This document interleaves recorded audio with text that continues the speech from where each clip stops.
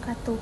Saya Siti Kalisa Aurela dari instansi Badan Nasional Pencarian dan Pertolongan, Unit Kerja Kantor Pencarian dan Pertolongan kelas B Natuna, Jabatan Calon Pranata Pencarian dan Pertolongan Pemula. Saya peserta Lasar CPNS Basarnas tahun 2025 Angkatan 18 Kelompok 1. Selamat sore dan salam sejahtera untuk kita semua. Hari ini saya akan membagikan sedikit refleksi saya atas pengalaman belajar di hari pertama Agenda 3 tentang Manajemen ASN dan Smart ASN yang dijabarkan oleh Bapak Faris Himawan Eskom MM. Materi yang kami pelajari cukup padat dan sangat relevan dengan konteks birokrasi saat ini, yakni Manajemen ASN dan Smart ASN. Secara proses, pembelajaran berlangsung interaktif. Bapak Faris tidak sekedar menyampaikan materi secara satu arah, tetapi juga membuka ruang diskusi dan refleksi yang membuat kami sebagai peserta terlibat aktif. Dia mampu mengaitkan konsep-konsep abstrak ke dalam situasi nyata yang terjadi di lingkungan kerja kita. Sehingga kami tidak hanya memahami teori, tapi juga bagaimana mengimplementasikannya. Secara substansi, saya mendapatkan pemahaman baru tentang bagaimana seharusnya manajemen ASN dilakukan. Tidak hanya soal administrasi kepegawaian semata, tapi lebih dari itu, bagaimana ASN dikelola sebagai sumber daya strategis dalam pembangunan nasional.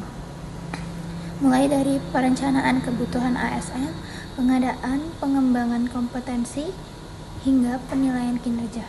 Semuanya harus terintegrasi dan berbasis pada prinsip sistem merit. Konsep Smart ASN menjadi highlight tersendiri dalam sesi ini. Smart ASN bukan sekedar jargon, tetapi merupakan gambaran ideal ASN masa depan yang memiliki integritas, nasionalisme, wawasan kebangsaan, penguasaan teknologi, dan tentu saja kemampuan berbahasa asing serta jaringan internasional. Di era digital ini, Smart ASN adalah tuntutan, bukan pilihan.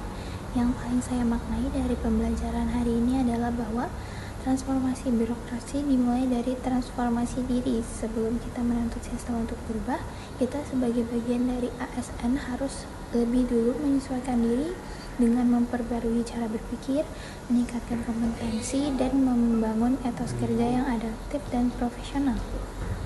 Saya menyadari bahwa peran saya sebagai ASN tidak cukup hanya bekerja dengan baik, tapi harus berdampak baik.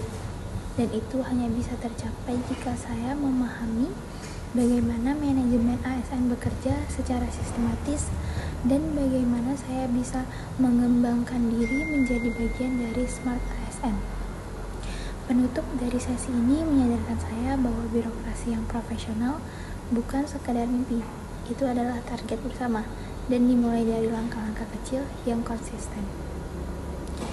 Sekian video saya tentang pengalaman pembelajaran pada hari pertama di Agenda 3 ini. Mohon maaf bila ada salah kata. Wassalamualaikum warahmatullahi wabarakatuh. We are family, profesional modern teruji. Afikna menjaga samagram.